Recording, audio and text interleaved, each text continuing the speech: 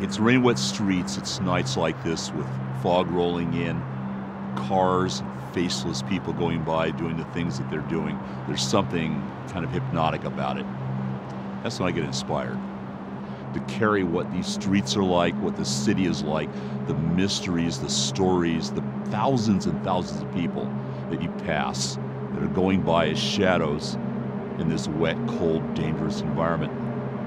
I wanted to grab that. I wanted to take it into the future, and where I took it was Cyberpunk. What I loved was the fact that it was a combination of dystopian society, a lot of technology, with this really great overlayer of almost film noir. In a cyberpunk world, I realized real soon, was a world where people had the technology, but it didn't fundamentally change the fact that there was a lot of treacherous, nasty behavior, large weapons, and a lot of sort of serious danger all about. The important part in Cyberpunk is just that. It's not the technology, it's the feel.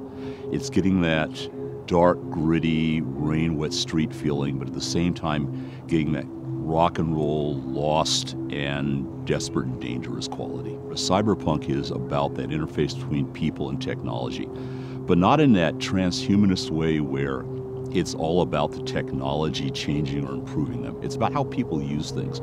There's a great Gibson saying, the street finds its uses for things. And that's what Cyberpunk is about. Cyberpunk isn't about saving humanity, it's about saving yourself.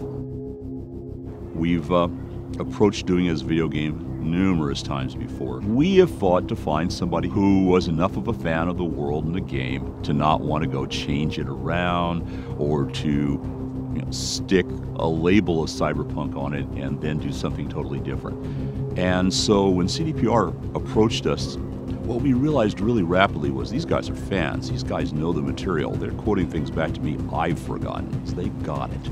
And that's an important thing. You have to be able to understand why this world exists. They're dragging my butt all the way over to Poland several times a year. We're excited because there is a really strong element of cross-pollination. There's a really strong element of cooperative building going on. And that's really great. Cyberpunk 2020 was about early cyberpunk. It was a world in which people didn't know a lot about what the tropes were, the feel for it. The great part about 2077 is that it's a mature form of that. We're basically able to progress a larger arc. You're going to get to see the outcomes of things that we started to talk about in the Fourth Corporate War. And we're going to be able to let players who play the previous game to see how those progress, see where they go to, and how they'll shape them. We're looking at the same mucky, nasty Night City that you were in before, just a lot bigger and probably a lot more dangerous, and with a lot of players you don't know about yet. 2077 is about the cyberpunk you thought you knew, scaled up, bigger, badder, stranger.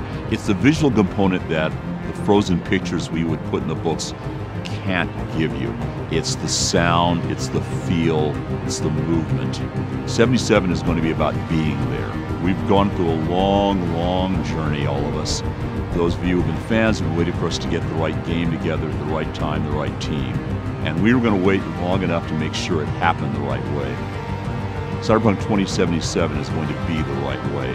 And I can't wait to play it. And I'm hoping you guys will want to play it as much as I want to play it. Because it's going to be a hell of a ride.